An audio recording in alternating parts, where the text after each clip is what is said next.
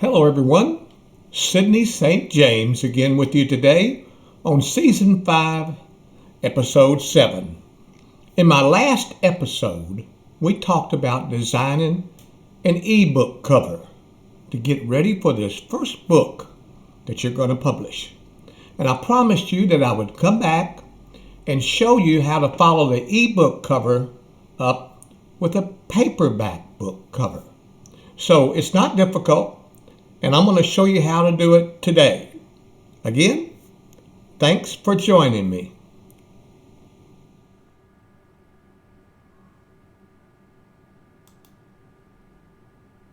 Well, hello everyone again. And now, I've taken you to the same place we were yesterday. And yesterday, we went to BookBrush.com.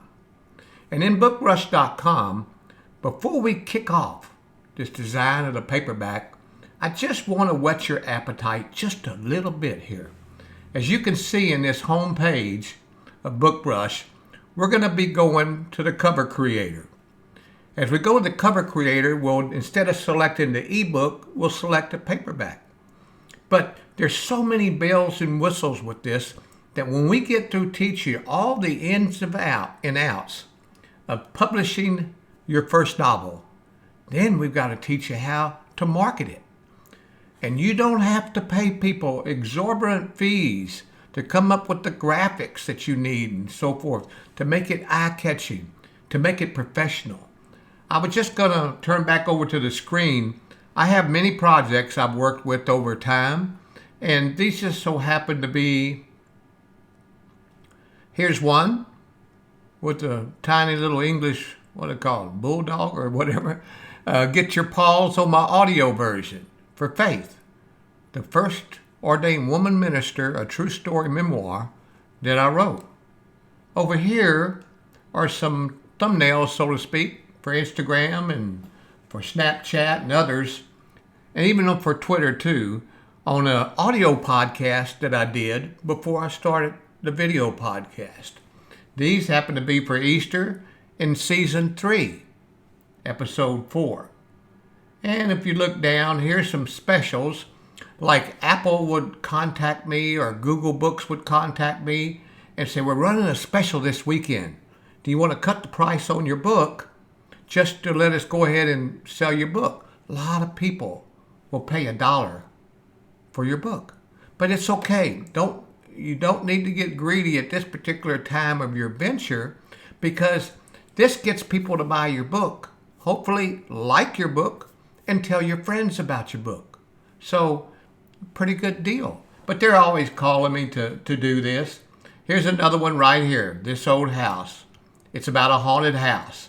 And when I had a release date, which was April 3rd, I used BookBrush to create this little marketing blurb here. And there's a bunch over here on the screen. Mary Elizabeth Surratt. I don't know how many know Mary Elizabeth Surratt. She was the first woman in history ever hung by the federal government. And she was part of the Lincoln assassination. At least a rigged court system said she was. I wrote that particular novel to get you, the listener, and the reader, to tell me what you really think. Should she have been hung, or should she have been freed? Anyhow, these are all different marketing things that you can do. Then back up to the top. Let's get on with what we came here for, and let's design a paperback book cover. So click on Cover Creator. As I told you yesterday, I've got a slow computer. And now, in this screen, if you look over here, this is where we were in the previous episode. Now, we're going to go to the print book. Click on Print. Now, my book is 300 pages long. So first thing I'm going to do is click on Paperback. Trim. I like a paperback book to be 6 by 9 inches. So I choose 6 by 9. I choose my paper type, white. And my page count. It's the reason that you got to put your page count in there, because it has to figure out how big a spine that this paperback book's gonna require. So now I typed in 300 and I hit submit. And just like yesterday, over here on the screen is a blank 2 pages, the front, the back, and the spine that goes right down the middle here. So that's good. So let's go ahead, and now we're ready to go ahead and either add our own background, or as we did yesterday, let's look at templates, because it saves so much work. And you can modify a template to your liking. So I'm going to click on templates. Now right now I've got to, let's see, I'm going to choose mystery and crime. Let's see, and then print. Okay. So I choose crime and mystery in my search engine. I went up and I clicked type a book, print. So I get a front page, a spine, and the back page. So I'm going to look through these and see if something really cranks my handle here. Let's look through these. There's only 18, so I'm going to click up here. Okay, there's not enough templates for me to look at. I'm going to pick up general. Now I went from 18 to 38. So I have 38 things that I can look at to see, and you're looking at them with me, just like I'm looking at them, and I don't know. This is a hard one. This was a hard one.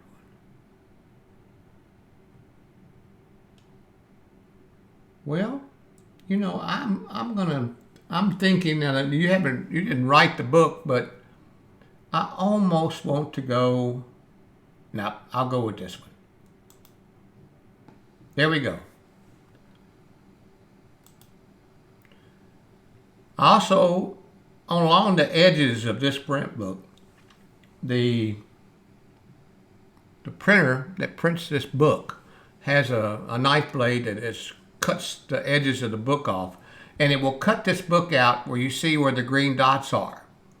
The reason the green dots go around this particular picture is that you can keep all of your type within those lines, and that way you're assured that you're not going to have not the publisher, but the book printer cut off your book right to maybe the last letter of your name, or the author name, or the last letter of the title of the book.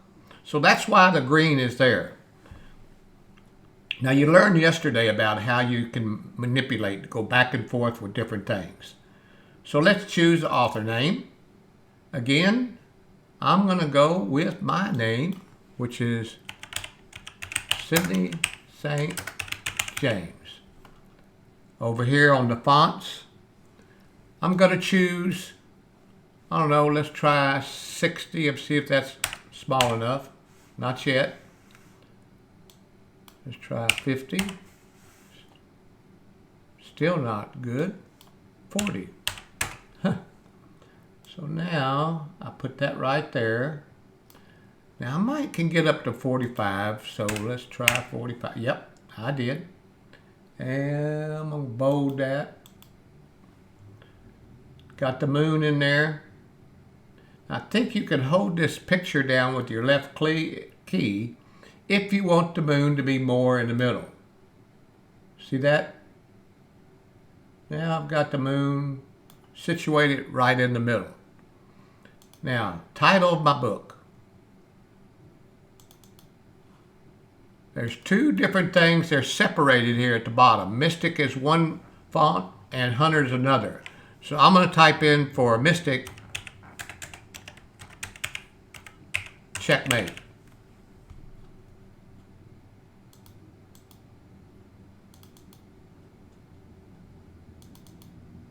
Okay, for Hunter, I'm going to type in a Vincent Gideon novel, but definitely too big, right? So I'm going to come in here and make this 18. Well, I might make it a 24. what you're doing is seeing me actually, instead of talking to you, I'm talking to myself, but I kind of like that. So I'm going to move this up, hold the button down, move it around, hold the button down right here. Nope, wrong one. Move that down there. And I'm going to bold this. There we go. Checkmate. I really don't like that font. So I'm going to change it. And then I'm going to lower it. And keep changing that till you get it where you like it. Yep, I'll go with that. And then Gideon has to be centered better. Now, I've got the front page of my print book set up. I've got my author name in there, Sidney St. James, my title, Checkmate, and a Vincent Gideon novel. All this matches everything on your inside cover. Now, I must mention here, this is just for your knowledge. When you're designing this book cover, the letters, whatever you say on it, has to match the inside. As an example, let's assume I give it a title, Checkmate, a Vincent Gideon novel. If I go in there and the real title inside the book says a Vincent James Gideon novel, then this will not pass go. Okay, it won't pass. So as you notice, I have a Vincent Gideon novel when on the ebook I mentioned a Vincent James Gideon. So I'm going to come back in there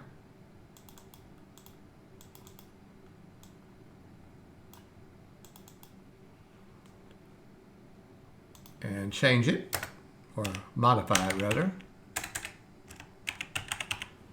A Vincent James Gideon novel. Okay. And let's center it.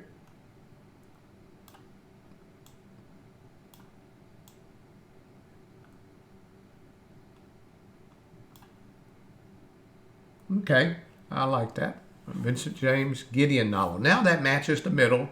It won't cause any red flags, and this will go right through. Unlike the first books that I wrote in the old days, the days before all this was available, I had to tell the publisher how many books I wanted. Well, he would send me 200 books, and I'd have 3 or 4 big boxes would arrive at the door, and there they were. And I was all excited. I took a picture and I held up the books out of there. But guess what? That first book that I sold, it took forever to sell those books. And so what this type of printing right now is different in the fact you don't have to do that anymore. You do what's POD, print on demand. They are so technologically advanced now. I like this particular book. I want a paperback in it. I put an order in, and when I do, that order goes straight through my aggregate, which is draft to digital, goes right through them and right on over to the printer. And that same day, that printer prints this book, cuts this book, sticks this book in an envelope, and out it goes. That fast. And you're not buying a whole bunch of books and not selling those books and costing you a lot of money. So this is a great technique. So really, this is free.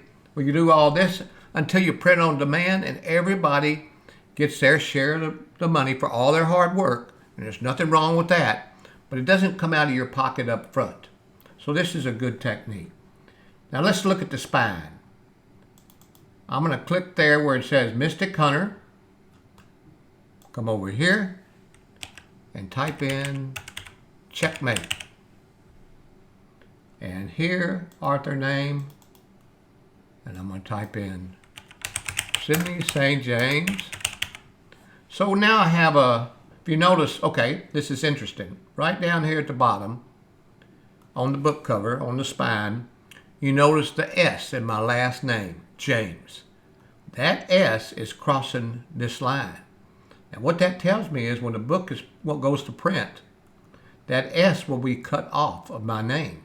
And that will look unsightly and won't look professional. Some people may even consider me a newbie in this field because I let something like that go. So just keep in mind what these little green dots mean on a paperback book. Okay, now here we go. We're on the back page now. This is all Latin, so if you can read it, great, but that's not what I want. I want what's really for the book. So let me find what I want first. Okay, now this happens to be Microsoft Word. In this Word, I have a write-up that I already did. Now, this goes in on the ebook, but now I want to put it on the back of this book. If it all fits, great. If not, then you'll have to edit this out. So I'm going to highlight that. I'm going to copy it. It's the write-up that you'll have to do a write-up for your book to tell people what your book is about. This happens to be my write-up for Checkmate. Now I'm going to get out of this window, come back over here. Now I double-click on this, and if you see here on the left-hand side, all that Latin is there. I'm going to get rid of that. Now I'm going to Control V. Now what you see here is all this text, but the text is too big. It's going off the charts. So I am going to come down here and try this. I'm going to say 10. I can actually go bigger, can't I? 12. Now that's not too bad. Now, if you notice up here,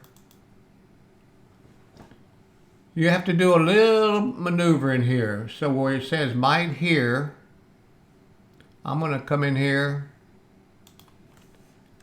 and where I see some spaces, I'm going to click on the spaces.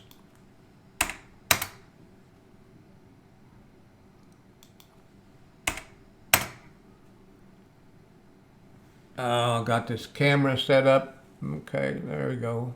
There we go. Hope you still see me. I can't really tell if you can or not. But now we're going to click on. I won't do all of this, but you kind of get the gist. So what I've done is gone back and cleaned up some of what I copied over in to BookBrush, and it starts to look cleaner. You can see this paragraph here. Now down here, we want to put something, let's see, some text. Let's add a text box. Let's change this text. Now what I'm going to put down at the bottom is the biography. So let's go back to Word. And here's a short biography that we're going to put on the back of the paperbacks. So I'm going to highlight that. Right click it, copy it.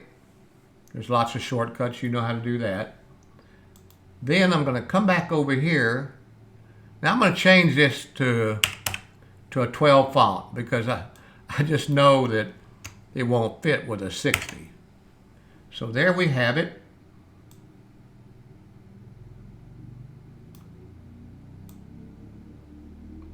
Now I might put down at the bottom here maybe 4 stars, and that way it's kind of separated. And then I'm dragging this because what I want to do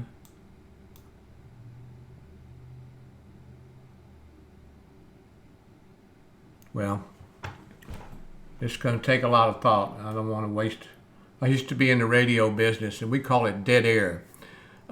Most folks who aren't in the radio business, you're driving down the road and you're listening to your favorite song. All of a sudden, it goes dead. You don't think anything about it. But back in the control room, it goes dead because the disc jockey hit the wrong button. That's called silent. You don't want any silent air in being a disc jockey. This right here, what I'm trying to do is to give you an idea, and I'm going to cut some of this off so I can do what I'm trying to do. Now I'm going to put that right there. Put that right there. And then, over here on the left, you see images. Images, I can come down, put my own images in, and let's click on that.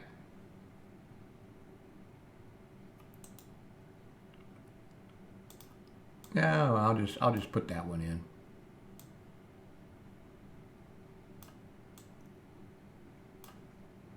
So now you have a picture, and if you want to, you can actually push this up a little bit. Put that over, and almost through here. Okay. So now we have a picture. Now, I wouldn't quite do it all like this, but again, on the paperback version, you have the back, write up about what's in the book. So if somebody grabs it off the shelf at Barnes & Noble or wherever they may be, they can kind of read that on the back, flip the book over. They can see who it's by. They can see the graphics, the picture of the author here on the back, and this is where the price goes, and a barcode. So now if you've done all this, you end up saving this right here. Again, you hit download, PNG. Now, the paperback book cover is being prepared, and we'll be able to save it in just a moment. And there it is.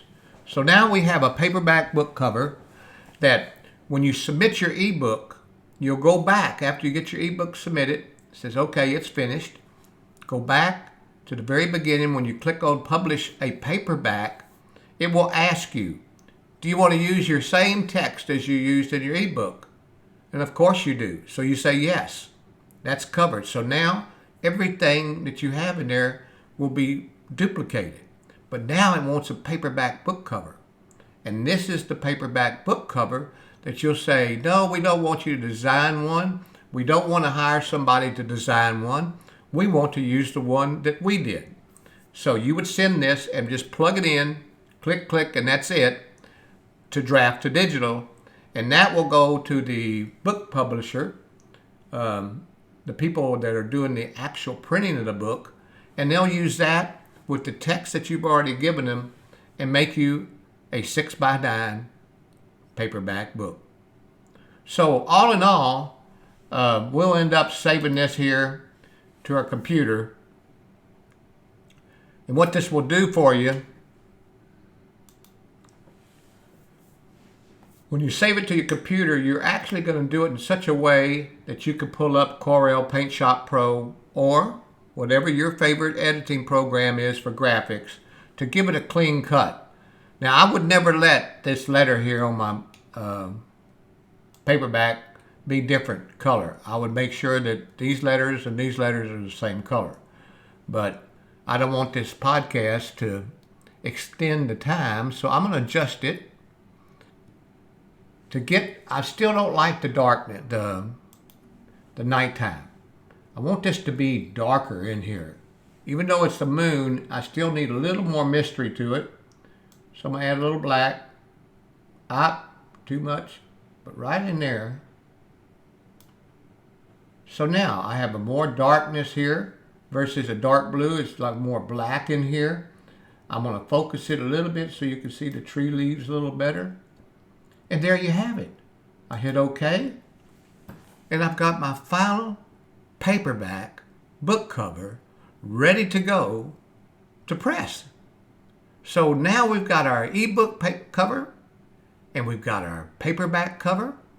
And I'll be back with the next episode and show the ins and outs of why you want to do this.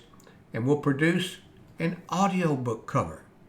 And when you publish this book in ebook, and you'll publish it in paperback, and you will also cut the audio yourself.